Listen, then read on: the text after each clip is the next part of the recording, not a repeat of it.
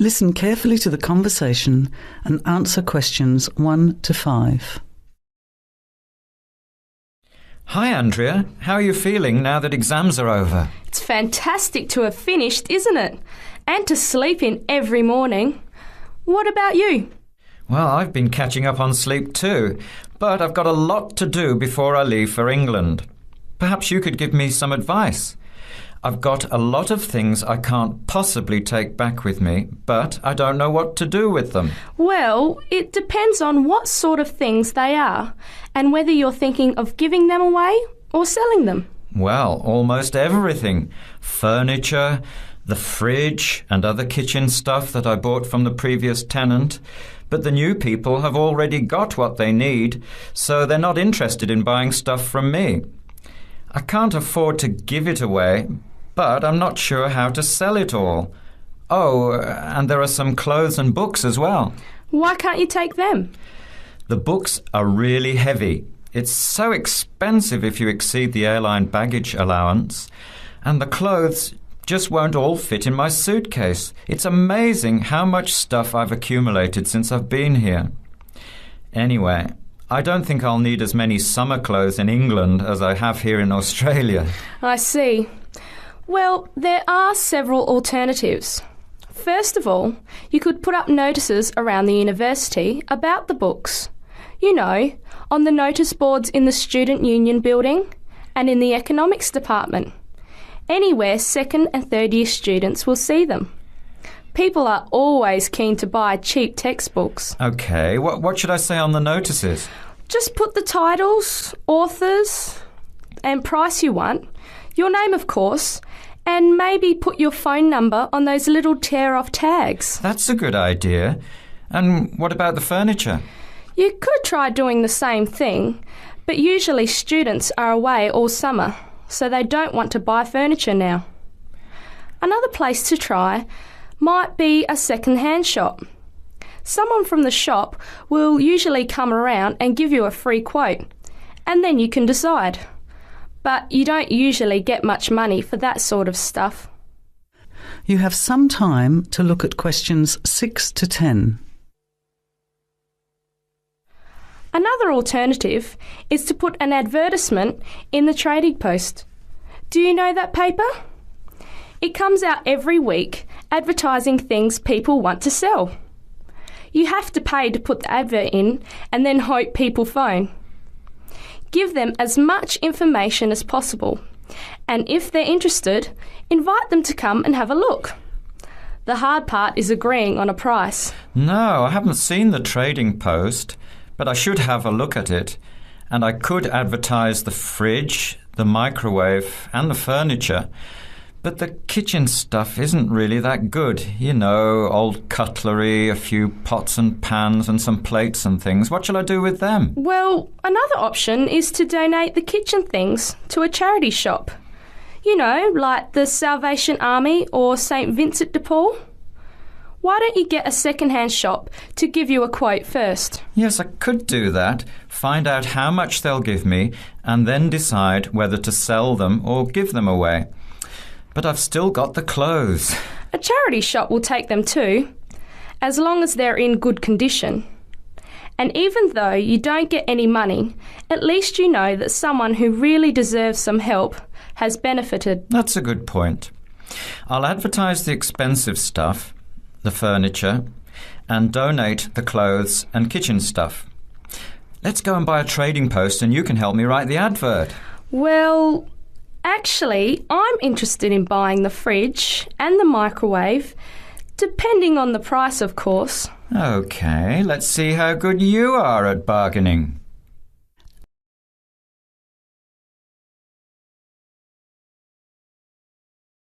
Now, listen carefully and answer questions 11 to 16.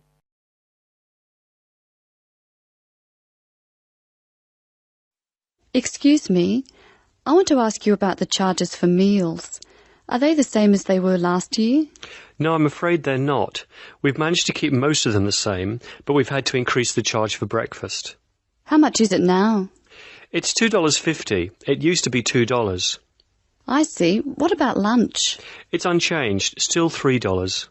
Does dinner still cost $3? Yes, it does. We've managed to keep the prices down this year, but the best deal is the 3-meal plan for $48 per week. We give you vouchers to present when you come into the cafeteria, and you get 21 meals for your $48. That works out to a little more than $2 a meal.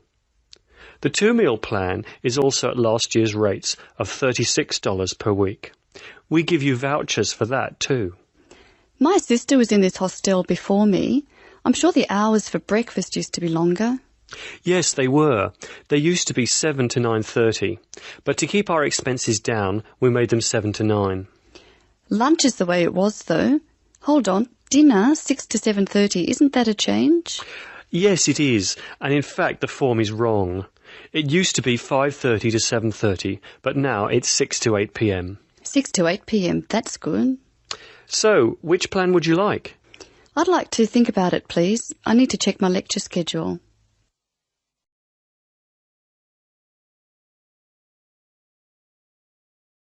Now listen and answer questions 17 to 20.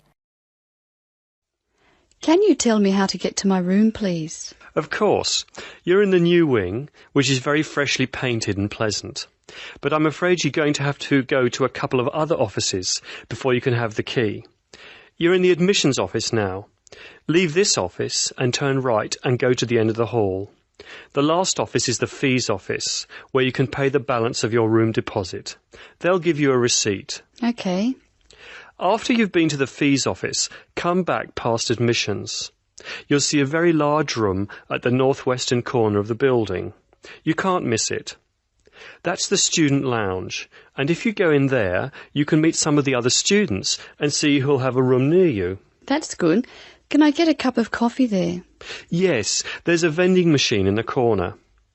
Then go to the key room, which is opposite the lift and next to the library. Show them your receipt, and you can pick up your key there. My luggage was sent on ahead. Do you know where I should collect it?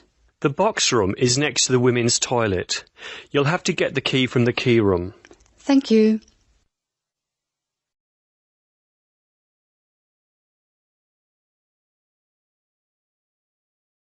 Now listen carefully and answer questions 21 to 26. Good evening, and welcome to this month's Observatory Club lecture. I'm Donald Mackey, and I'm here to talk to you about the solar eclipse in history.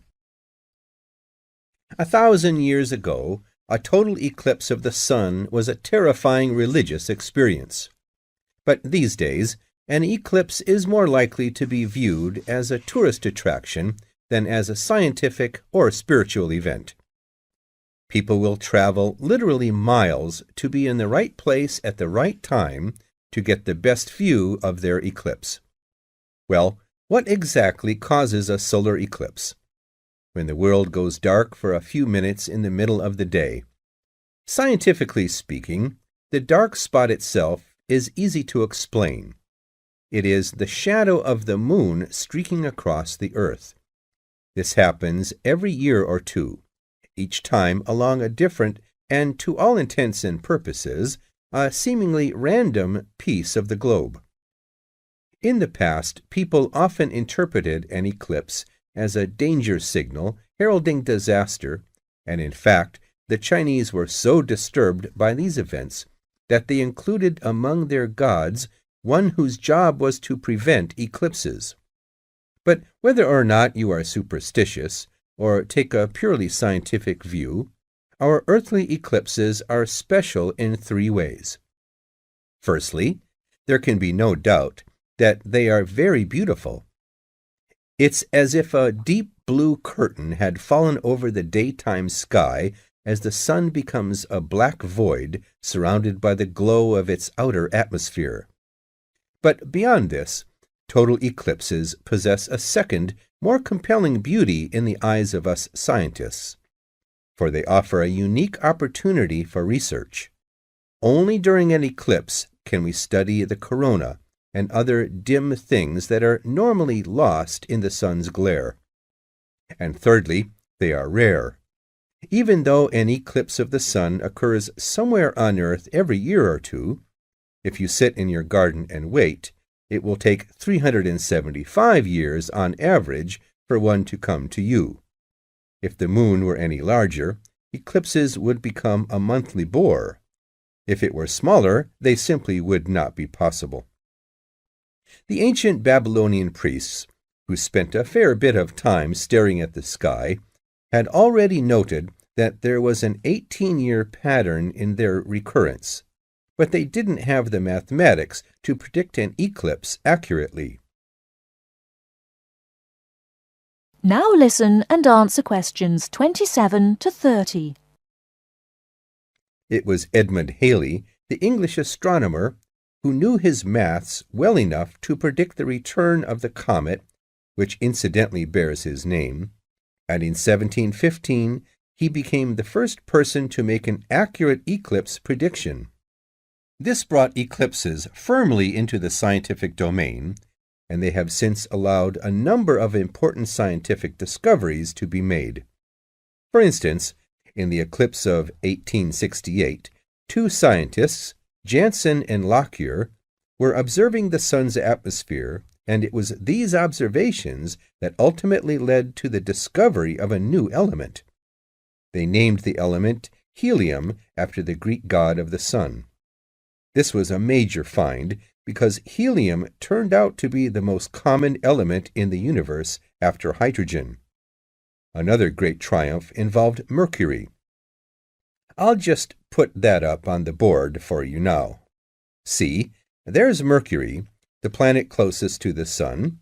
Then there's Venus, Earth, etc. For centuries, scientists had been unable to understand why Mercury appeared to rotate faster than it should. Some astronomers suggested that there might be an undiscovered planet causing this unusual orbit, and even gave it the name Vulcan. During the eclipse of 1878, an American astronomer, James Watson, thought he had spotted this so-called lost planet. But alas for him, he was later obliged to admit that he had been wrong about Vulcan and withdrew his claim. Then Albert Einstein came on the scene. Einstein suggested that rather than being wrong about the number of planets, astronomers were actually wrong about gravity. Einstein's theory of relativity, for which he is so famous, disagreed with Newton's law of gravity in just the right way to explain Mercury's odd orbit. He also realized that a definitive test would be possible during the total eclipse of 1919, and this is indeed when his theory was finally proved correct. So there you have several examples of how eclipses have helped to increase our understanding of the universe. And now let's move on to social. Listen and complete questions 31 to 40. Here is the President of the International Committee, Mr. Samaranch's speech at the opening ceremony of the 26th Olympic Games. I'll read it for you. On behalf of the International Olympic Committee, it gives me great pleasure to welcome you to the Games of the 26th Olympiad, Sydney 2000. The goal of the Olympic movement is to contribute to building a peaceful and better world by educating youth through sport practice without discrimination of any kind and in the Olympic spirit. In the spirit, nations and youth of the world come together every 4 years to celebrate the world's largest sporting festival. SOCOG has organized these sporting competitions in consultation with the international federations responsible for each sport. This is through nomination of technical officials, specification of technical requirements, and the cooperation with IOC and SOCOG on venue and other preparations. We thank each international federation for their vital efforts in the preparation of these Millennium Games. The Sydney 2000 Olympic Games is also the centenary of women's participation. With a record number of events and disciplines for women at the Games, the Olympic movement continues to recognise and support the vital role of women in sport. As we embark on a new millennium, it is the Olympic Games that will continue to unite the world and celebrate humanity.